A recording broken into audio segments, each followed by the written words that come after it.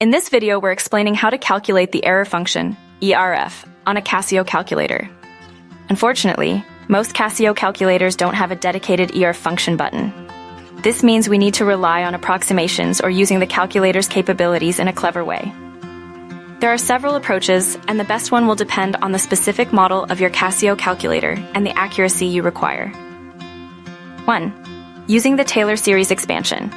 The error function has a well-known Taylor series expansion. This expansion is an infinite sum, but we can truncate it after a certain number of terms to get an approximation. The more terms we use, the more accurate the result, but it also becomes more computationally intensive. The Taylor series for ERF(x) is given by ERF(x) 2p x x33 plus x510 x742 plus.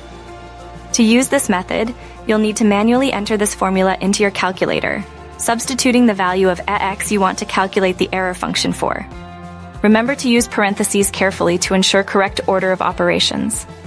This method works best for smaller values of x, as the series converges more slowly for larger values.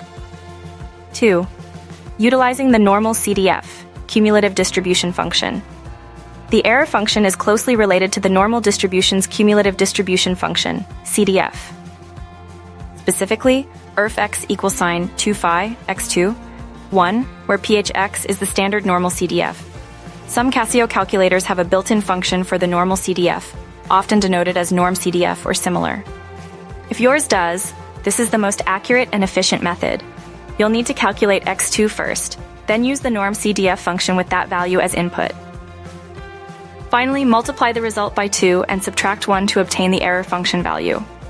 This process simplifies the calculation significantly and avoids the complexities of the Taylor series approximation.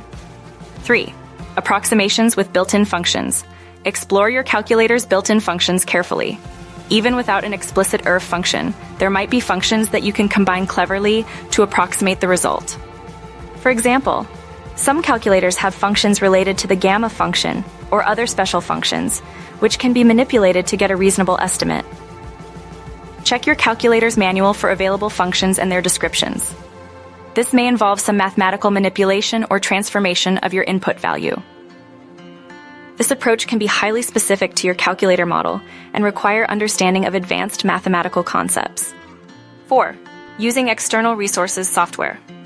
As a last resort, if your calculator lacks the necessary functionality and you need high accuracy, consider using online calculators or mathematical software packages like Wolfram Alpha. These resources provide highly accurate computations of the error function for any input value. Simply search for Error Function Calculator online.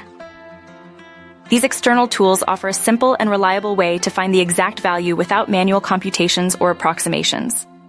Remember to always double-check your calculations and compare results obtained using different methods if possible, especially if you're using an approximation technique. The accuracy of your result depends heavily on the method you choose and how precisely you perform